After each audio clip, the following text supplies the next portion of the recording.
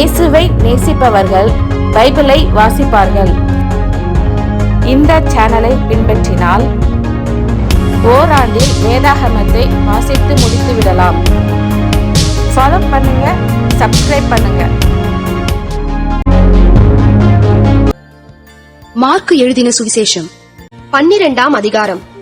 பின்பு அவர் உவமைகளாய் அவர்களுக்கு சொல்லத் தொடங்கினதாவது: ஒரு மனுஷன் ஒரு திராட்சத் தோட்டத்தை உண்டாக்கி அதைச் சுற்றிலும் வேலி அடைத்து ரசத்தொட்டியை உண்டு பண்ணி கோபுரத்தையும் கட்டி தோட்டக்காரருக்கு அதை குத்தகையாக விட்டு புறத்தேசத்துக்கு போயிருந்தான்.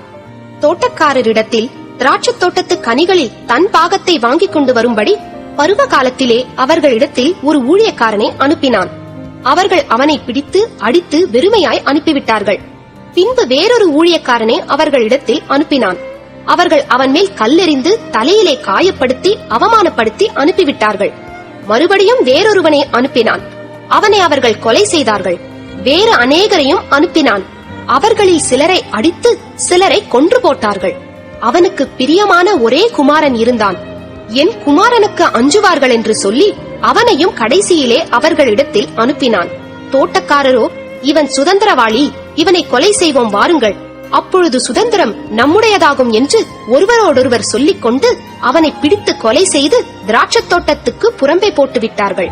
அப்படி இருக்க திராட்சத் தோட்டத்துக்கு எஜமான் என்ன செய்வான்? அவன் வந்து அந்த தோட்டக்காரரை சங்கரித்து திராட்சத் தோட்டத்தை மற்றவர்களுக்கு ஒப்புக் கொடுப்பான் அல்லவா?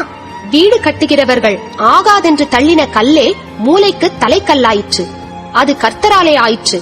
அது நம்முடைய கண்களுக்கு ஆச்சரியமாய் இருக்கிறது என்று எழுதியிருக்கிற வாக்கியத்தை நீங்கள் வாசிக்கவில்லையா என்றார். இந்த உவமையை தங்களை குறித்து சொன்னார் என்று அவர்கள் அறிந்து அவரை பிடிக்க வகை தேடினார்கள். ஆனாலும் ஜனத்துக்கு பயந்து அவரை விட்டு போய்விட்டார்கள்.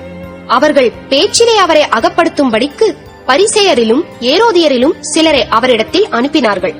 அவர்கள் வந்து, போதகரே, நீர் சத்தியமுள்ளவர் என்றும் எவனை குறித்தும் உமக்கு கவலை இல்லை என்றும் அறிந்திருக்கிறோம்.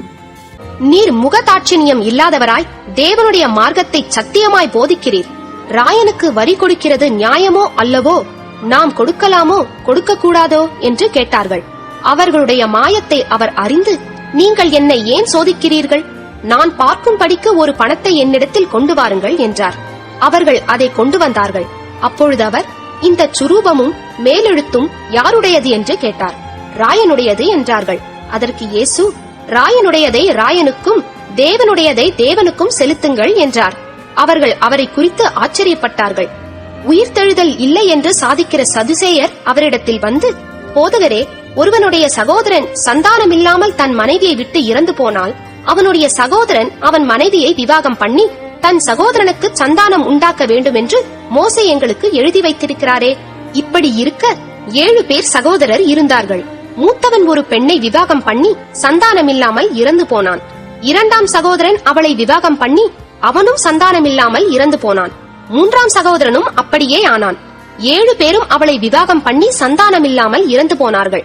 எல்லாருக்கும் பின்பு அந்த ஸ்திரீயும் இறந்து போனாள். ஆகையால் உயிர்த்தெழுதலில் அவர்கள் எழுந்திருக்கும் போது அவர்களில் எவனுக்கு அவள் மனைவியாயிருப்பாள்? 7 பேரும் அவளை மனைவியாக கொண்டிருந்தார்களே என்று கேட்டார்கள். இயேசு அவர்களுக்கு பிரதியுத்தரமாக, நீங்கள் வேத வாக்கியங்களையும் தேவனுடைய வல்லமையையும் அறியாததினால் அல்லவா தப்பான எண்ணம் கொள்ளுகிறீர்கள்? மரித்தோர் உயிரோடு எழுந்திருக்கும் போது கொள்வனையும் கொடுப்பனையும் இல்லை. அவர்கள் பரலோகத்தில் இருக்கிற தேவ தூதரை போல் இருப்பார்கள். மரித்தோர் எழுந்திருப்பதை பற்றி, நான் ஆபிரகாமின் தேவனும் ஈசாக்கின் தேவனும் யாக்கோபின் தேவனுமாய் இருக்கிறேன் என்று தேவன் முட்செடியை குறித்து சொல்லிய இடத்தில் மோசேயின் ஆகமத்தில் அவனுக்கு சொன்னதை நீங்கள் வாசிக்கவில்லையா? அவர் மரித்தோருக்கு தேவனாயிராமல் ஜீவனுள்ளோருக்கு தேவனாயிருக்கிறார். ஆகையால் நீங்கள் மிகவும் தப்பான எண்ணம் கொள்ளுகிறீர்கள் என்றார்.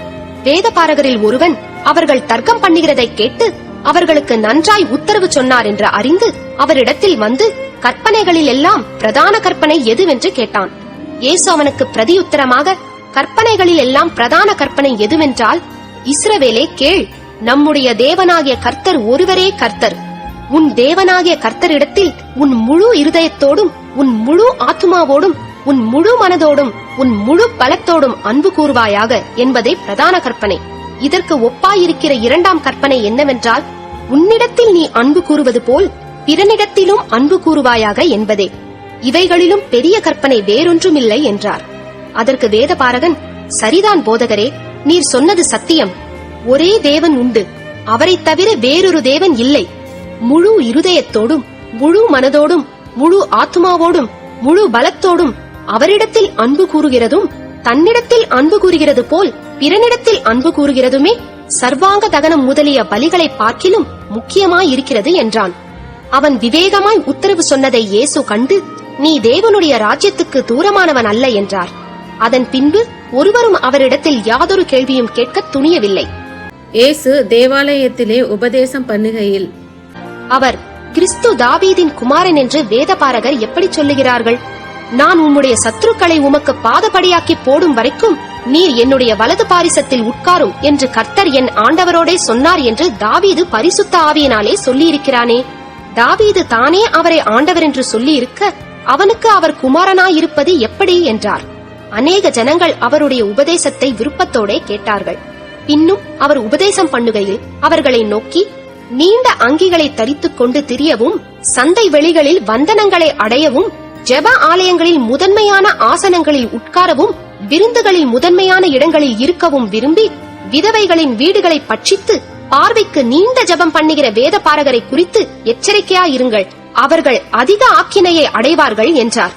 இயேசு காணிக்கை பெட்டிக்கு எதிராக உட்கார்ந்து ஜனங்கள் காணிக்கை பெட்டியில் பணம் போடுகிறதை பார்த்துக் கொண்டிருந்தார். ஐஸ்வர்யமான்கள் அநேகர் அதிகமாய் போட்டார்கள். ஏழையான ஒரு விதவையும் வந்து ஒரு துட்டுக்கு சரியான 2 காசை போட்டாள்.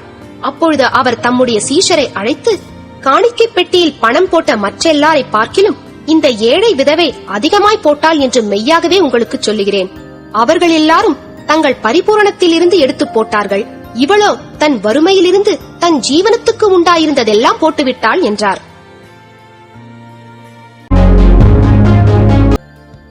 மார்க்கு எழுதின சுவிசேஷம் 13ஆம் அதிகாரம். அவர் தேவாலயத்தை விட்டு புறப்படும் போது அவருடைய சீஷர்களில் ஒருவன் அவரை நோக்கி, போதகரே, இதோ இந்த கல்லுகள் எப்படிப்பட்டது, இந்த கட்டடங்கள் எப்படிப்பட்டது பாரும் என்றான். இயேசு அவனுக்கு பிரதியுத்தரமாக, இந்த பெரிய கட்டடங்களை காண்கிறாயே, ஒரு கல்லின் மேல் ஒரு கல் இராதபடிக்கு எல்லாம் இடிக்கப்பட்டு போகும் என்றார். பின்பு அவர் தேவாலயத்துக்கு எதிராக ஒலிவ மலையின் மேல் உட்கார்ந்திருக்கையில் பேதுருவும் யாக்கோபும் யோவானும் அந்திரேயாவும் அவரிடத்தில் தனித்து வந்து, இவைகள் எப்பொழுது சம்பவிக்கும், இவைகள் எல்லாம் நிறைவேறும் காலத்துக்கு அடையாளம் என்ன, எங்களுக்கு சொல்ல வேண்டும் என்றார்கள். இயேசு அவர்களுக்கு பிரதியுத்தரமாக, ஒருவனும் உங்களை வஞ்சியாத படிக்கு எச்சரிக்கையாயிருங்கள். ஏனெனில் அநேகர் வந்து என் நாமத்தை கொண்டு நானே கிறிஸ்து என்று சொல்லி அநேகரை வஞ்சிப்பார்கள். யுத்தங்களையும் யுத்தங்களின் செய்திகளையும் கேள்விப்படும் போது கலங்காதேயுங்கள். இவைகள் சம்பவிக்க வேண்டியதே, ஆனாலும் முடிவு உடனே வராது. ஜனத்துக்கு விரோதமாய் ஜனமும் ராஜ்யத்துக்கு விரோதமாய் ராஜ்யமும் எழும்பும். பூமி அதிர்ச்சிகளும் பல இடங்களில் உண்டாகும், பஞ்சங்களும் கலகங்களும் உண்டாகும். இவைகள் வேதனைகளுக்கு ஆரம்பம். நீங்களோ எச்சரிக்கையாயிருங்கள், ஏனெனில் உங்களை ஆலோசனை சங்கங்களுக்கு ஒப்புக் கொடுப்பார்கள்.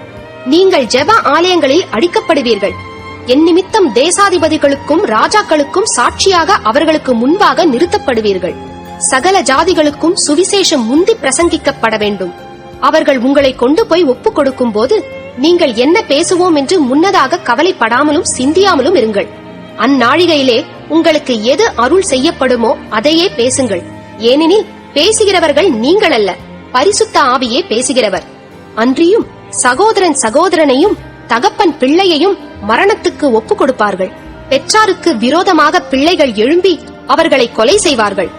என் நாமத்து நிமித்தம் எல்லாராலும் பகைக்கப்படுவீர்கள். முடிவு பரியந்தம் நிலை நிற்பவனே ரட்சிக்கப்படுவான். மேலும் பாழாக்குகிற அருவருப்பை குறித்து தானியேல் தீர்க்கதரிசி சொல்லியிருக்கிறானே, வாசிக்கிறவன் சிந்திக்க கடவன். அது நிற்கத்தகாத இடத்திலே நீங்கள் அதை நிற்க காணும் போது யூதேயாவில் இருக்கிறவர்கள் மலைகளுக்கு ஓடிப்போக கடவர்கள். வீட்டின் மேல் இருக்கிறவன் தன் வீட்டுக்குள் இறங்காமலும் தன் வீட்டில் எதையாகிலும் எடுத்துக்கொள்ள உள்ளே போகாமலும் இருக்க கடவன். வயலில் இருக்கிறவன் தன் வஸ்திரத்தை எடுப்பதற்கு பின்னிட்டு திரும்பாதிருக்க கடவன்.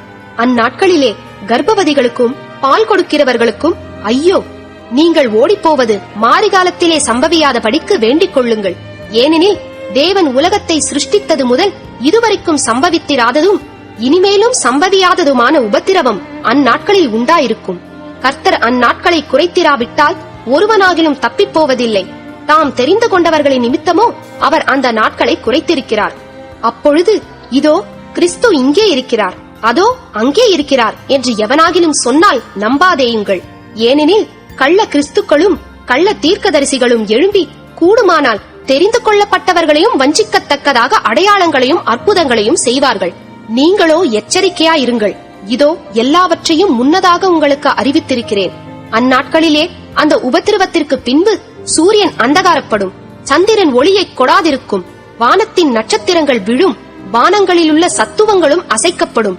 அப்பொழுது மனுஷகுமாரன் மிகுந்த வல்லமையோடும் மகிமையோடும் மேகங்களின் மேல் வருகிறதை காண்பார்கள். அப்பொழுது அவர் தம்முடைய தூதரை அனுப்பி தாம் தெரிந்து கொண்டவர்களை பூமியின் கடைமுனை முதற்கொண்டு வானத்தின் கடைமுனை மட்டுமுள்ள 4 திசைகளிலும் இருந்து கூட்டிச் சேர்ப்பார். அத்திமரத்தினால் ஒரு உவமையை கற்றுக்கொள்ளுங்கள். அதிலே இளங்கிளை தோன்றி துளிர் விடும்போது வசந்த காலம் சமீபமாயிற்று என்று அறிவீர்கள்.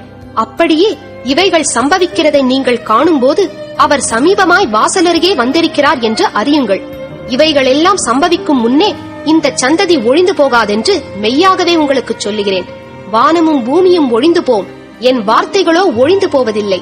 அந்த நாளையும் அந்த நாழிகையையும் பிதா ஒருவர் தவிர மற்றொருவனும் அறியான். பரலோகத்தில் உள்ள தூதர்களும் அறியார்கள், குமாரனும் அறியார். அக்காலத்தை நீங்கள் அறியாதபடியால் எச்சரிக்கையாயிருங்கள், விழித்திருந்து ஜெபம் பண்ணுங்கள். ஒரு மனுஷன் தன் வீட்டை விட்டு புறத்தேசத்துக்கு பிரயாணம் போக எத்தனிக்கும் போது தன் ஊழியக்காரருக்கு அதிகாரம் கொடுத்து அவனவனுக்கு தன் தன் வேலையையும் நியமித்து விழித்திருக்கும் படிக்கு காவல் காக்கிறவனுக்கு கற்பிப்பான். அப்படியே நீங்களும் விழித்திருங்கள். ஏனெனில் வீட்டெஜமான் சாயங்காலத்திலோ நடுராத்திரியிலோ சேவல் கூவும் நேரத்திலோ காலையிலோ எப்பொழுது வருவான் என்று நீங்கள் அறியீர்கள். நீங்கள் நினையாத வேளையில் அவன் வந்து உங்களை தூங்குகிறவர்களாக கண்டுபிடியாதபடிக்கு விழித்திருங்கள். நான் உங்களுக்கு சொல்லுகிறதை எல்லாருக்கும் சொல்லுகிறேன், விழித்திருங்கள் என்றார்.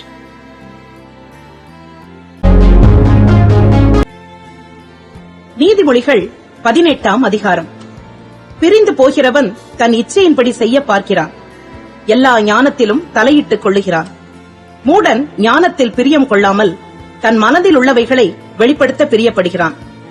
துன்மார்க்கன் வர அவமானம் வரும், அவமானத்தோடே நிந்தையும் வரும். மனுஷனுடைய வாய்மொழிகள் ஆழமான ஜலம் போல் இருக்கும், ஞானத்தின் ஊற்று பாய்கிற ஆற்றை போல் இருக்கும். வழக்கிலே நீதிமானை தோற்கடிக்கிறதற்கு துன்மார்க்கனுக்கு முகதாட்சணியம் பண்ணுவது நல்லதல்ல. மூடனுடைய உதடுகள் விவாதத்தில் நுழையும், அவன் வாய் அடிகளை வரவழைக்கும். மூடனுடைய வாய் அவனுக்கு கேடு, அவன் உதடுகள் அவன் ஆத்துமாவுக்கு கண்ணி. கோள்காரனுடைய வார்த்தைகள் விளையாட்டு போல் இருக்கும், ஆனாலும் அவைகள் உள்ளத்திற்குள் தைக்கும். தன் வேலையில் அசதியாயிருப்பவன் அழிம்பனுக்கு சகோதரன். கர்த்தரின் நாமம் பலத்த துருகம், நீதிமான் அதற்குள் ஓடி சுகமாயிருப்பான். ஐஸ்வர்யவானுடைய பொருள் அவனுக்கு அரணான பட்டணம், அது அவன் எண்ணத்தில் உயர்ந்த மதில் போல் இருக்கும். அழிவு வருமுன் மனுஷனுடைய இருதயம் இருமாப்பாயிருக்கும், மேன்மைக்கு முன்னானது தாழ்மை. காரியத்தை கேட்கும் முன் உத்தரம் சொல்லுகிறவனுக்கு அது புத்தியீனமும் வெட்கமுமாயிருக்கும். மனுஷனுடைய ஆவி அவன் பலவீனத்தை தாங்கும், முறிந்த ஆவி யாரால் தாங்கக்கூடும்? புத்திமானுடைய மனம் அறிவை சம்பாதிக்கும், ஞானியின் செவி அறிவை நாடும். ஒருவன் கொடுக்கும் வெகுமதி அவனுக்கு வழியுண்டாக்கி பெரியோர்களுக்கு முன்பாக அவனை கொண்டு போய்விடும். தன் வழக்கிலே முதல் பேசுகிறவன் நீதிமான் போல் காணப்படுவான், அவன் அயலானோ வந்து அவனை பரிசோதிக்கிறான். சீட்டு போடுதல் விரோதங்களை ஒழித்து பலவான்கள் நடுவே சிக்கருக்கும். அரணான பட்டணத்தை வசப்படுத்துவதை பார்க்கிலும் கோபம் கொண்ட சகோதரனை வசப்படுத்துவது அரிது. அவர்களுடைய விரோதங்கள் கோட்டை தாழ்பாள்கள் போல் இருக்கும். அவனவன் வாயின் பலனால் அவனவன் வயிறு நிரம்பும், அவனவன் உதடுகளின் விளைவினால் அவனவன் திருப்தியாவான். மரணமும் ஜீவனும் நாவின் அதிகாரத்தில் இருக்கும், அதில் பிரியப்படுகிறவர்கள் அதன் கனியை புசிப்பார்கள். மனைவியை கண்டடைகிறவன் நன்மையானதை கண்டடைகிறான், கர்த்தரால் தயையும் பெற்றுக் கொள்ளுகிறான். தரித்திரன் கெஞ்சி கேட்கிறான், ஐஸ்வர்யவான் கடினமாய் உத்தரவு கொடுக்கிறான். சிநேகிதர் உள்ளவன் சிநேகம் பாராட்ட வேண்டும், சகோதரனிலும் அதிக சொந்தமாய் சிநேகிப்பவனும் உண்டு.